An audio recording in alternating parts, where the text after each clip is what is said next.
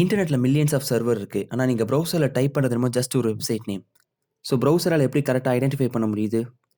இது code for ஜெப்டெவ் series day 2. How does a domain name actually get translated into an IP address? நீங்க ப்ரௌசர்ல ஒரு website name type பண்றீங்க. ஆனா இன்டர்நெட்ல சர்வர்ஸ் எல்லாம் டொமைன் நேம் யூஸ் பண்ண மாட்டாங்க. அவங்க எல்லாம் ஐபி அட்ரஸ் தான் யூஸ் பண்ணுவாங்க.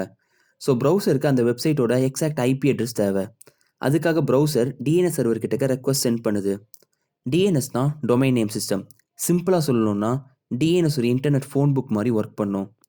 ப்ரௌசர் ஒரு டொமைன் நேம் கொடுத்தா டிஎன்எஸ் சர்வர் அந்த நேமுக்கு மேட்ச் ஆகிற கரெக்டான ஐபி அட்ரஸை ஃபைண்ட் பண்ணி கொடுக்கும். அப்புறம் அந்த ஐபி அட்ரஸ் ப்ரௌசருக்கு அனுப்பும்.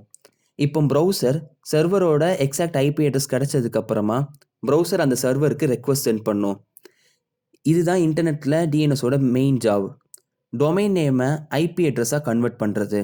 பட் டிஎன்எஸ் கிடைச்ச அப்புறம் ரெக்வஸ்ட் எப்படி சர்வருக்கு போகுது? அதுக்காக நாளைக்கு HTTP ப்ரோட்டோகால் பற்றி பார்க்கலாம்.